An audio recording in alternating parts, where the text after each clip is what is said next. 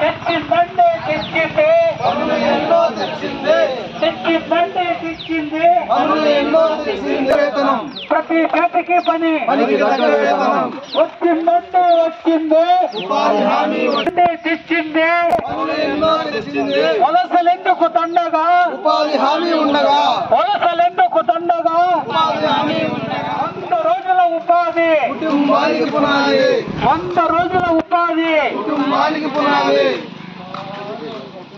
మహాత్మా గాంధీ జాతీయ గ్రామీణ ఉపాధి హామీ చట్టం అనేది చేయడం జరిగింది.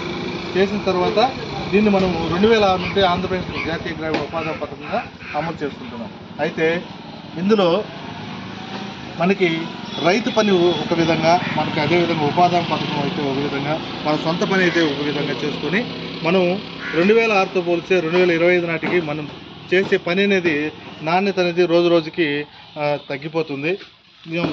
ఖచ్చితంగా ఉపాధి హామీ పథకాన్ని మనము మెరుగైన స్థాయిలో ఉంచాలి. కాబట్టి ప్రతి ఒక్కరు కూడా ఉపాధి హామీ పథకంలో ప్రతి చేతికి పని, పనికి తగ్గ వేతనం అన్నారు. మనం ఇచ్చినటువంటి కొలతలు పూర్తి స్థాయిలో చేస్తేనే ఈరోజు దినసరి వేతనం అనేది 307 రూపాయలు రావడం జరుగుతుంది.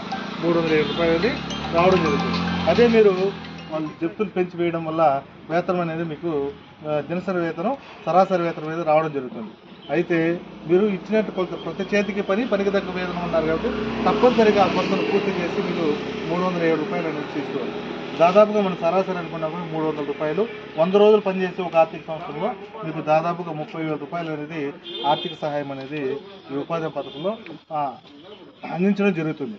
తద్వారా మీరు మీ పిల్లల భవిష్యత్తుకి విద్యను నేర్పించుకోవడం కానీ, లేకపోతే మీ కుటుంబ అవసరాలకి, లేకపోతే డోక్రాలు చెల్లించుకోవడానికి, మీకు ఏదైనా అనారోగ్యం జరిగితే హాస్పిటల్కి ఉపయోగించుకోవడానికి, మీ ఇంటి ఖర్చులకు ఉపయోగించుకోవడానికి అవకాశం ఉంటుంది.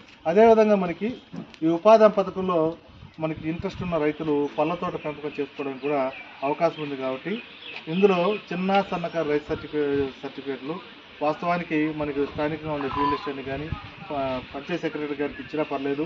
తర్వాత టెక్నికల్ అసిస్టెంట్కి ఇచ్చి వెళ్తాము. ఈరోజు ఎంతమంది పనికి వచ్చినారు, ఎంతమందికి హాజరు అవుతున్నారు, ఎవరెవరు పనికి వచ్చినారు, అవి మనకు ఆ అంశాలు తెలుసా? ఎలా చూసుకోవాలో తెలుసా? తెలియదు. కాబట్టి మనకు సెల్లోనే చూసుకునేదానికి ఆప్షన్ ఉందన్నమాట. దానికి సంబంధించిన యూట్యూబ్ ఛానల్ ఉంది. ఆ యూట్యూబ్ ఛానల్లో ఉంది. యూట్యూబ్ ఛానల్ పేరు సోషల్ ఆడిట్ ఆంధ్రప్రదేశ్. ఏంది? సోషల్ ఆడిట్ ఆంధ్రప్రదేశ్ అనేది యూట్యూబ్ ఛానల్ ఉంది. ఆ యూట్యూబ్ ఛానల్లో స్కానర్లు ఉంటాయి. మీరు దాన్ని స్కాన్ చేసిన దాని మీద క్లిక్ చేసినా కూడా మన గ్రామంలో ఈరోజు ఎంతమంది పనికి పోయినారు, ఎవరెవరు పనికి పోయినారు, ఎంతమందికి హాజరవుతున్నారు చూసుకోవచ్చు. అదేవిధంగా ఈ వారానికి సంబంధించి డబ్బులు ఎలా చెక్ చేసుకోవాలనేది చూసుకోవచ్చు. డబ్బులు రాకపోతే ఎవరిని అడగాల అనే అంశాలు కూడా ఆ యూట్యూబ్లలో అప్లోడ్ చేయడం జరిగింది. ప్రతి ఒక్కరూ మీ సెల్లుల్లో సబ్స్క్రైబ్ చేసుకొని దాన్ని ఫాలో అవుతూ రాష్ట్రంలో ఉన్నటువంటి అన్ని గ్రామ పంచాయతీల సమాచారం అంతా కూడా మనకు అందుబాటులోకి వస్తుంది. కాబట్టి మనము